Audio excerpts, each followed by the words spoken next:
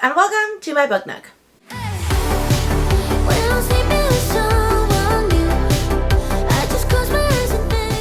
Those that are new around here, my name's Rainy Barton. I teach music and also read all sorts of books, thriller and horror mainly, but I like reading all types of books. I don't disclose or exclude one certain type of genre. So if you're interested in that, click subscribe. It really helps my channel grow. In today's video, we are going to be talking about my quarterly wrap-up, which is a video that I do once a quarter, hence quarterly wrap-up.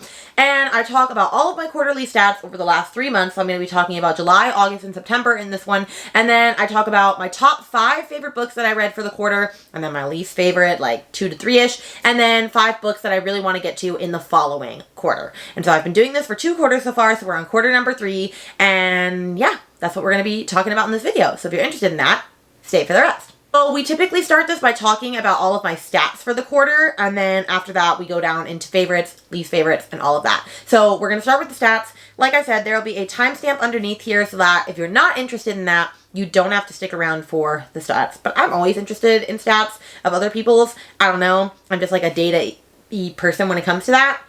So I don't know. Maybe it'll be fun for you to stick around.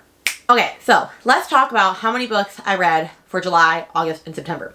In July, I read 14 books. It was my highest reading month. In August, I read 9. And in September, I read 7. My lowest reading month. So I had my highest and my lowest in one quarter for a total of 30 books. Now I had 2 DNFs in August and I had 1 in September. And those DNFs were It by Stephen King, The Pallbearers Club, and If We Were Liars. And we're going to talk about all of that in more detail when I get to the least favorite books of the month. As for page count, in July, I read 3,786 pages. In August, I read 2,367 pages. And in September, I read 2,300 pages for a total of 8,453. So not too shabby, close to like the 10,000 range. That's pretty standard for us. For audiobook hours, in July, I read 39.74. In August, I read 31.37. In September, I read 32.31. So I read a little bit more on audio, even though it was my lowest month, and that was a total of 103.42 hours, which is crazy to think that I listened to that many hours, like, listening to books. But, I mean, it makes sense, because you spend just as much, like, reading physically, you know? Genres, I read 10 horror, 17 thriller, 2 romance, and 1 mystery. So, like, thriller and horror is what I stick with. Like, that is my main thing. And I am getting kind of out of contemporary romance and wanting to start reading dark romance and see if that's my thing. I'm just finding out that typical romances are just not my jam, and that's okay. For the ratings, I had 5 2 stars, 1 2.5 star, 4 3 stars, 2 3.5 stars, 5 4 stars, and 13 5 stars. I am just so happy that most of the books I'm reading are 5 stars. I don't know if it's because I'm really good at predicting what I want to read or just what, but I'm having a fabulous reading year. And I know some people are like, how can you have that many 5-star books? Like, don't you need to get, I don't know, harder on your reading, like, ratings? And I feel like I'm going to get more harsh once I've read more books. Like, once I've read more thrillers, it's like, if I've read this, you know? But for now, I'm just living and loving life and everything about it. And I'm okay with that. Authors new versus read from before. I read from 24 new to me authors and 6 old authors. So, like I said, since I didn't really read that much for a long time before, basically everybody's new to me. And then for people of color authors, I read from 5 people of color and 25 non. And that is not even a little bit okay, and I'm aware of that, and I'm going to fix that. And then the last thing is we do for stats is I figured I'd check in on my goals from the beginning of the year and see if I'm even close to hitting any of them. So my first goal was to read 100 books. And at this current moment, I have read 96. So I'm 4 away. I can totally do that. That goal is basically hit. I wanted to read more nonfiction, and I gave myself a goal of 6, and I have read 1. So I don't think I'm going to hit the nonfiction goal. It's not that I don't want to read nonfiction. It's just that I don't want to pick that up when there's so many other good fiction books to pick up. You know, it's a problem. I wanted to listen to more audiobooks, which I definitely did. I have definitely hit that goal like tenfold. I wanted to be more mindful of the books I read and actually read books because I want to read them and not because I feel I have to. And I definitely did that when I changed my TBR game into a mood reading one, but still doing my game, so that it gave me the chance to like pick, because I am a mood reader at heart. So I definitely am fixing that goal for myself. I wanted to stop buying books as much. And I cannot say I hit that goal. I'll probably never hit that goal. I just like buying books too much. You know? you know. I wanted to read more fantasy and dark romance, and I would say I have not hit that. I would say I want to read them. I still haven't been giving them a chance that they deserve. And then I wanted to get more specific on how I rank books. I'm still not entirely sure because I'm not like oh, the vibes, it gives it a 5-star. Like, that's not how I feel about books, but it's okay. And then my last one was I wanted to hit 1,000 subscribers, which that's not really a book goal. I'm not going to get to that, but I am starting to steadily see numbers increase now, and I'm very happy with where I'm at. I'm at 320. I honestly am surprised because it took me forever to get to like 300 on my other channel for music teachers that I would like do all of the time, and now I'm almost at 1,000 on that one, and that's really awesome. Like, that one's starting to snowball, but like, I'm just very happy for the community that I have, so I'm not even a little sad about that. So my goal is actually to end at 400 for the year. I think I can do that. Okay, so I'm gonna say the 2 books out of 13 that I don't have a physical copy of. I do have a physical copy of one of them, but I cannot find it. So my 5-star reads included Pretty Girls by Karen Slaughter, Creep by Jennifer Hillier, You Made a Fool of Death with Your Beauty by Akwaeke Emezi, Daisy Darker by Alice Feeney, The Stranger in the Mirror by Liv Constantine, Delilah Green Doesn't Care by Ashley Herring Blank, Any Man by Amber Tamblyn, Jar of Hearts by Jennifer Hillier, Things Have Gotten Worse Since We Last Spoke by Eric LaRocca, The Lies I Tell by Julie Clark, Our Candy by Keelan Patrick Burke, The Last Housewife by Ashley Winstead, and Blood Sugar by Sasha Rothschild. So those were the top 13 books that I read in this quarter. I had a really great time with all of them, and it was extremely hard to narrow it down to my 5 favorites. But I did it, and I'm going to save my favorite book out of all of them for last, but the other ones are not in any specific order, and so I'm just going to talk about them as I see them. And one of my favorites for the quarter was Jar of Hearts by Jennifer Hillier. I had never read a Jennifer Hillier prior to this, and I had always wanted to, and I was gifted this from a friend for my birthday, and that was really awesome of her. And actually, no, I think for being sick on COVID on my birthday, and it was just so sweet of her, and so I definitely wanted to get to it. So this one is about Angela Wong. She's a popular girl in school, and she disappeared without a trace, and nobody heard from her again. Not even her best friend Georgina Shaw, and not Kaiser Brody, who was close with both. 14 years later, her remains are discovered in the woods near Georgina's childhood home, and Kaiser is now a detective, and he learns the truth. Angela was a victim of Calvin James, who was Georgina's boyfriend at the time. He's a serial killer. Back in high school, he was her first love, and then Georgina knows what actually happened to Angela and told nobody, and for years she carried the secret until she was arrested when they found her remains and sent her to prison. And now as she's being released, new bodies are turning up, killed in the same manner as her best friend, and so she's wondering if Calvin is still behind them or not. And this book is kind of what solidified Jennifer Hillier as like a new and upcoming favorite author of mine, because I loved this book. I read it in a day as I was waiting outside in line for women empowerment tattoos, which this is my women empowerment tattoo that I got that day. And I was waiting in line for 5 ever, and so I read this whole book in that sitting, and I loved it. I just loved everything about it. It was so intriguing to me. I was a little in on like the ending and like what happened, but I don't even care because I just loved the writing, and I just had such a good time with this. Like, there are certain books that I start reading them and I'm like, oh, I know this is going to be a 5-star because I'm just really enjoying the writing and like really enjoying how this is going. And this was one of those books. Like, I started it and was like, I'm not going to be able to put this down. This is a fabulous book. So I loved it. I thought it was great. I did not see all of the stuff coming that happened in it. And yeah, it was just a whale of a time. So if you're thinking of reading Jennifer Hillier and you don't know where to start, I recommend Jar of Hearts. I really liked it. Then the next book, this is one that I don't have a copy of, or at least I don't know where my copy is, and I'm very sad about it, is Pretty Girls by Karen Slaughter. This was my first Karen Slaughter, and I read this because of Haley Hughes. I also read this because of Haley Hughes. She's one of my favorite booktubers, and I love her taste in books. And Pretty Girls was her first book club selection because that is her favorite book of all time. And I believe that it's about 2 sisters, I can't remember right now, I believe named Claire and Lydia, and how they are not, like, close anymore because of something that happened 20 years prior. And Claire her husband ends up getting brutally murdered in the first chapter of the book. And you're wondering why that happened. And then there's also like a murder of another girl in like the town over, I think, that was murdered. And you're wondering how these two like correlate.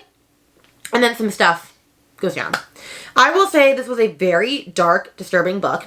And I will say a lot of people said that it was going to be very graphic and gory. I did not find it to be as graphic and gory as I was expecting it to be. However, I'm not saying that it's not. So, like, this is not a book for the faint of heart. If you can't handle, like, torture and, like, blood descriptions and like stuff like that and like murder. Like, this is not for you. Like, so don't go into it thinking, oh, okay, it's not going to be that bad, because it is dark. It's very dark material. You have to be in a good mental place to be able to read it.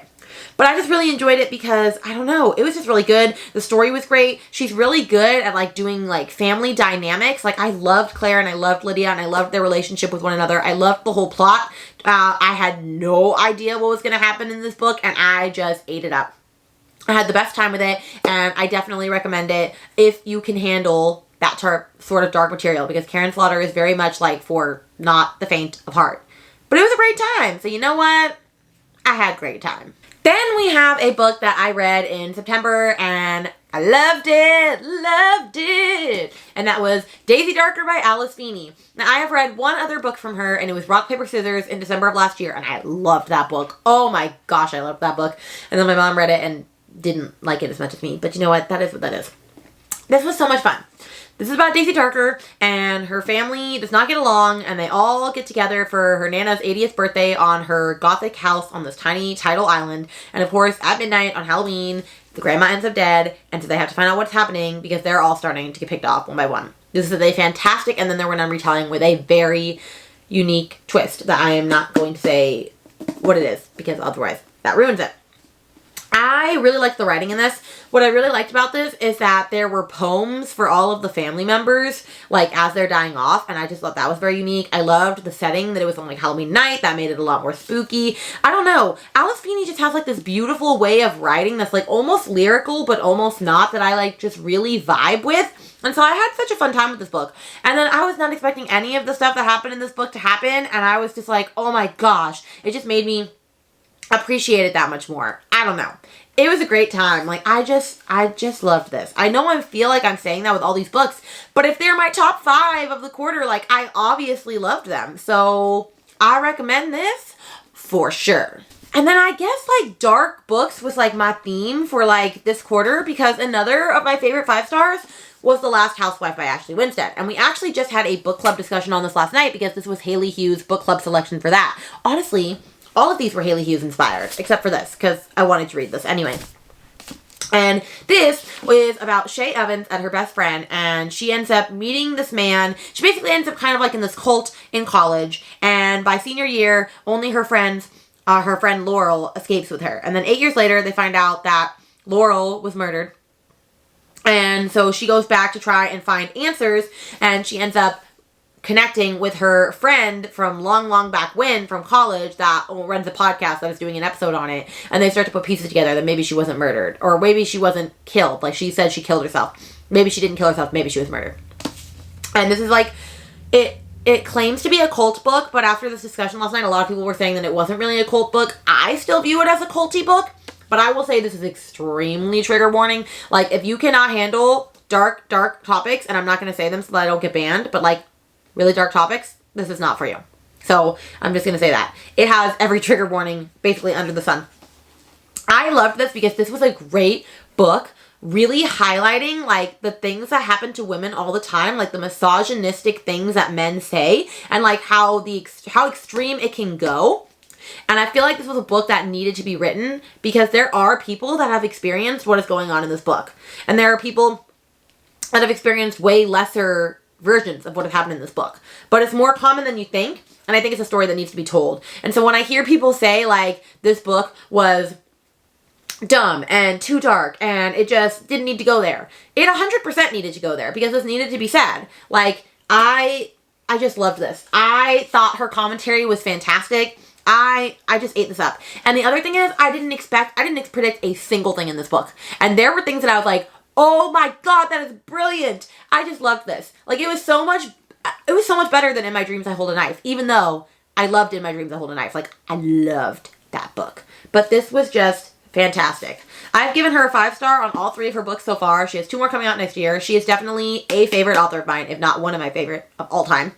And I'm very excited for that. So, like I said, I do not recommend this to everyone, but if you think you can handle it, you need to read it. And then my favorite of the quarter, and I think it's at spot number 2 in my favorite of the year so far, is Blood Sugar by Sasha Rothschild. And this is also a Haley Hughes recommendation. I am not gonna lie. I just really vibe with her. Okay? Okay. This is a fantastic book. I don't even know how to explain it. This is when I started to learn that maybe I actually really love, like, not as plot intensive of books. Because Other People's Clothes, my golden crown, my shining star of this year, not plot heavy. Blood Sugar, not plot heavy. Character driven, and I loved them both. So this one is about Ruby and how she is getting charged with murdering her husband, who died in his sleep as a diabetic. And she said, well, I haven't done that, but I have killed 3 other people. And she has to make sure that stays hidden. And so I think, yeah, she's on trial for 1, but she's actually killed 3 or something like that. I don't remember. Anyway, so it kind of just goes through, like, her life story of, like, how she ended up killing these 3 other people and, like, what actually happened to her husband, and then, like, how she's going to get out of this if she does get out of it, and all of this.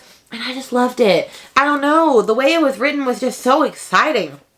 And I just loved reading all of the stories of, like, her life. And while it wasn't necessarily, like, huge, like, plot-driven book or, like, thriller, it was just a great time. I don't know. I just loved it. I really did. I just had so much time. I just had so much fun reading this book. This is definitely my favorite of the quarter. It was just so good. You will see this on my favorite books at the end of the year for sure, because I just love it. In fact, I want to reread it again soon because I just loved it that much. And, you know, when you want to reread a book that badly, you know it was a good book.